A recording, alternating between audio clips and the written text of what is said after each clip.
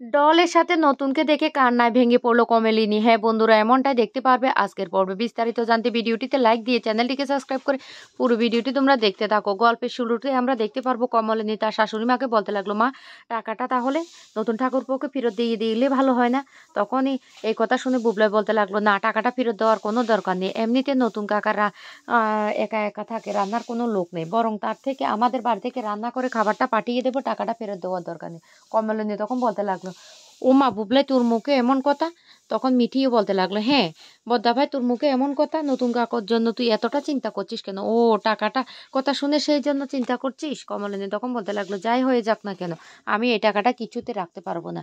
টাকাটা চেকের মাধ্যমে ফেরত দিতাম, কিন্তু নতুন ঠাকুরপো এমন এক ধরনের মানুষ, উনি না খুব রাগ করবেন, তাই আমি টাকাটা ওইভাবে নিয়ে দিয়ে টাকাটা তুলে তারপর ওনাকে ফেরত দিয়ে আসবো। তখনই এই এই কথা শুনে শাশুড়ি বলতে লাগলো, ঠিক কথাই বলেছো। বর্ষা তখন বলতে লাগলো, কেন টাকাটা ফেরত দেওয়ার দরকার কেন? মিটি তখন বলতে লাগলো, সে কথা তোমার জানার দরকার নেই তো, তুমি সেটা জানবে না। আর মা, আমি তোমাকে একটা কথা বলি, আমি না এবার একটা ভালো জব দেখবো, আর সেখানে আমি না কাজ করব, কারণ এই সংসারটা তো তো আমারও, আর সংসারটাতে তো কিছু ও ও সাহায্য করা আমারও কর্তব্য। তখন কমলিনী বলতে লাগলো, তোকে আর বিদেশটা পাঠাতে পারলাম না।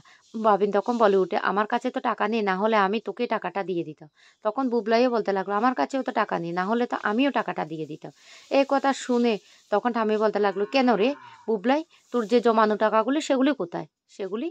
তখনই বর্ষা বলে উঠে, কেন, তুমি তোমার জমানো সব অর্থ তোমার বোনকে দিয়ে দেবে, তারপর তোমার বোন একটা ভালো জব পেয়ে গেলে বিয়ে করে ফেলবে, তখন আমাদের অবস্থা কি হবে? তখনই মিঠি রেগে যায় আর বলতে লাগলো, বৌদি তুমি সবাইকে একরকম ভাবে না, সবাই তোমার মতো না। এই কথা শুনে বর্ষা বলতে লাগলো, তুমি আমাকে এমন ভাবে কথাটা বলতে পারলে? তখন মিঠি বলতে লাগলো, কিভাবে বলেছি?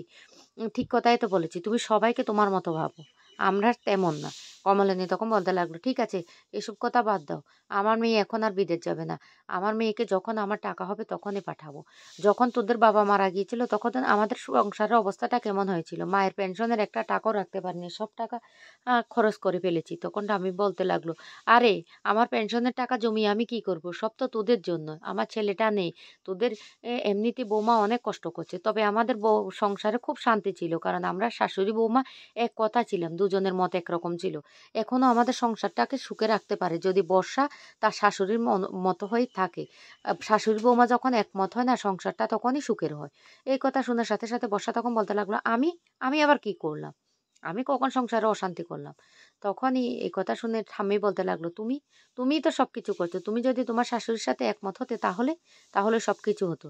তখনই বর্ষা হঠাৎ করে বলে উঠে, ও কমলিনী দেবী এই বাড়িতে আছে, সেই জন্য ও নতুন কাকু টাকা পাঠাচ্ছে। কমলিনী দেবী যদি না থাকে তারপর থেকে কি আর টাকা পাঠাবে না? তখন কুর্চি রেগে যায়, আর রেগে গিয়ে বলতে লাগলো, এই বর্ষা, তুমি তোমার শাশুড়ির নাম ধরে কথা বলছো? কমলিনী তখন বলতে লাগলো, ঠিক আছে, কোনো ব্যাপার না, ও তো আমাকে সম্মান দিয়েছে দেবী বলে, ঠিক আছে, এসব কথা এখন বাদ দিয়ে সবাই খাবার দাবার খেয়ে নাও তো। এদিকে নতুনের বাড়িতে চলে আসে ডল। ডলকে দেখে নতুন বলতে লাগলো, তুমি তুমি হঠাৎ এখানে চলে এসেছো? তখনই ডল বলতে লাগলো, আরে তুমি অফিস থেকে এখন আসবে, সেই জন্যই জানতে পেরে চলে এসেছি। তবে একটা কথা বলি, ওই দিন যে দিদির যে প্রপোজালটা তোমাকে দিয়েছিল তুমি তাতে মত দাওনি। তবে একটা কথা বলি, আমাদের বয়স তো অনেক হয়ে গেছে, আমরা তো দুজন সেটেলড হতে পারি। তোমার কথা চিন্তা করে, আমার কথা চিন্তা করে আমিও তো ভেবে নিয়েছি, দিদিভাই যখন আমাকে বিদেশ পাঠাতে চাইছে না, তাহলে তুমি তুমি মতটা দিচ্ছ না কেন? তখন বলতে লাগলো, শুনো, আমাদের অফিসে না একজন আছে, যার স্ত্রী মারা গেছে, সে না স্ত্রীর জন্য অনেক কষ্ট পাচ্ছে, তুমি যদি চাও ওখানে কিন্তু ওর ওর সাথে থাকতে পারো। এই কথা শুনে ডল বলতে লাগলো, এখন কি তুমি আমার জন্য সম্বন্ধ নিয়ে আসবে? সবটা হয়েছে ওই কমলিনীর জন্য। এই কথা শুনে নতুন রেগে যায় আর বলতে লাগলো, কমলিনী বৌদি এখন কি করেছে, সে তো এসব বিষয়ে কিছুই জানে না তাহলে? তখন বলতে লাগলো, আমি জানি, আমি বেশ বুঝতে পারি, তো তুমি আর ও খুব একে অপরকে ভালোবাসো, তোমাদের ভালোবাসা চুম্বকের মতো, সেই জন্যই তো তুমি আজ পর্যন্ত বিয়েটা করোনি, আর এখন এখন আমার যে কথা ব্যাপারটা সেটাও তুমি এড়িয়ে যাচ্ছ। এদিকে কমলিনী টাকাটা ফেরত দেওয়ার জন্য আসতে থাকে আর বলতে লাগলো, আজকেও কি বাড়িতে আমাকে ঢুকতে দেবে না? আজকে যতই বাধা দেখ না কেন, আমি বলবো আমি নতুন অন্যের ঠাকুরপোর সাথে দেখা করতে এসেছি, আমাকে ওর সাথে কথা বলতেই হবে, টাকাটা আমাকে ফেরত দিতে হবে। এইদিকে ডল বারবার করে কথাগুলি বলতে লাগলো, আর হঠাৎ করে চোখে কি যেন পড়লো। তখনই নতুন এসে বলতে লাগলো, দেখি দেখি, এই বলে চোখ থেকে সেই পোকাটা বের করতে গেলে তখন কমলিনী সেখানে চলে আসে, আর কমলিনী ডল আর নতুনকে একসাথে দেখে কান্নায় ভেঙে পড়ে আর বলতে লাগলো, নতুন তুমি তাহলে ডলের সাথে তোমার জীবনটা গুছিয়ে নিতে পারো, এই বলে কান্না করতে থাকে।